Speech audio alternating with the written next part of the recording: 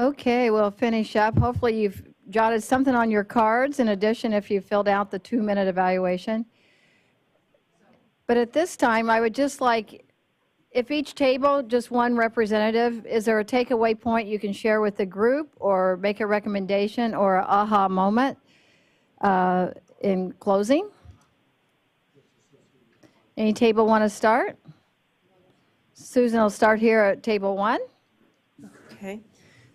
Well, our question really goes to Malcolm's last statement, which is, how does this work get into national platforms? How does it get where people can actually use it? How can it have an impact? And then a related question about how can we influence the research reward system so that people who are doing this kind of work are also working on helping to apply it. Thank you. Very important point. Frank, table? This is quick because we just put this together, but the basic deal is that the technology is only good as the practice or the individuals that are using it. And so you have to start with the individuals and then use the technology rather than the reverse. Okay, very good point. Other comments? Pat at table 5? The emotion we had was distress. Oh, okay. And hope at the same time about our current education system. And so one of the things was, which we've talked about here before, shifting resources in a stuck turf-based system. And the fact that we've gotten away from, in all PhD programs, there's no teaching them how to teach. And that educational research is not funded. And those are 2 areas that we've gotten away from teaching faculty how to teach. Very good point. Coming over here, table 2.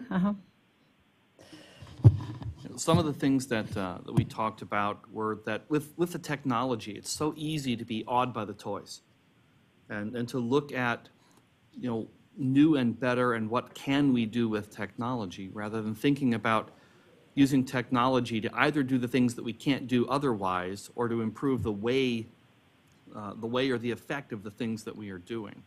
And that becomes particularly important when we keep looking at more and more complex and costly ways to use technology.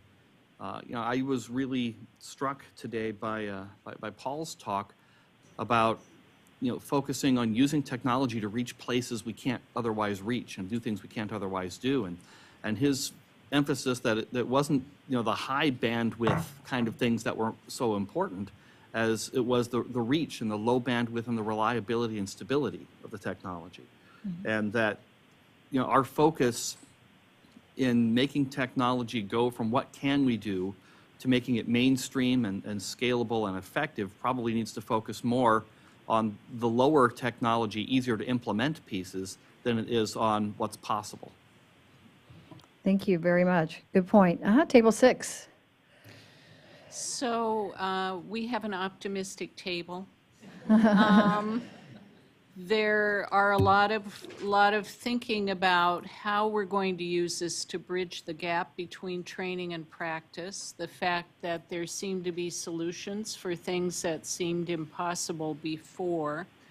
The application to that gap being aligned to sustainable development goals, to have something to anchor our thinking, and to temper that with a query about when we start to teach or educate in this way, how do we concurrently do that, teaching a responsible and ethical use of technology, and where does that start? Pre-K or later?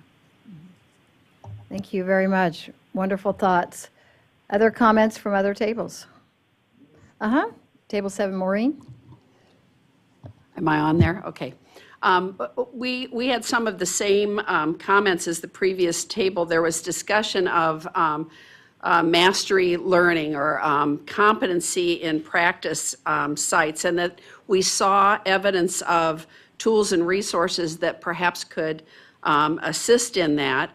There was comment that we have both institutional and curricular inertia maybe partly just in the culture itself, and partly we talked about the problem with a lot of technology available and selecting which ones may be successful and what may be not successful. I think the feeling was that leadership definitely needs to be on board. And there was comment that what we do for the learners, we will also need to do for the faculty. Thanks, Maureen. Very good points. Any other points, other tables? I missed some. 8, you got anything? Table 4? Thank you. I think we had a general sense of excitement and optimism about improving health and healthcare with the technology. But we all identified that one of the big challenges was and I guess the word is inertia or complexity of each of our own professions holding progress back. Very good. I think we heard some of that yesterday as well, about the leaders holding back as well. Any other closing comments? Well, hearing none, I wrote a few, I'm not going to go over them. Well, here we go. This crazy thing, right? We need a new one. I had takeaways from yesterday, but if you look at the Twitter feed, I tweeted out a lot of my thoughts from the events yesterday, and I didn't get them on today, but I'll share these with Patricia and all of that. But we learned a lot about learner and learner-centered approaches and technology. I love that. It has to be married with good pedagogy. You can't just use remember, technology is the tool, it's the instrument. So there were several points there. And then lastly, I just wanted I took words yesterday and put them in a Wordle, and that's probably what we'll do some today. But it was very exciting to me to even get this on the agenda. I want to thank the Academy, Malcolm, Susan, for even having this workshop and getting it. You know, we go through this iterative process to get topics, and I was thrilled when this became a topic. On behalf of my Vice Chair, Christoph Pimmer, and the Planning Committee, the consultants, in addition to the staff, thank you. Without your help, this day and a half couldn't have happened. So I wish you all safe travels, and let's go forward looking at that technology and how we can use and then expand it into the research arena. So thanks, everybody. And on the way out, if you've got your cards or your evaluations, staff will be at the 2 doors collecting those, or I guess we'll check tables at the end too. All right, thank you very much.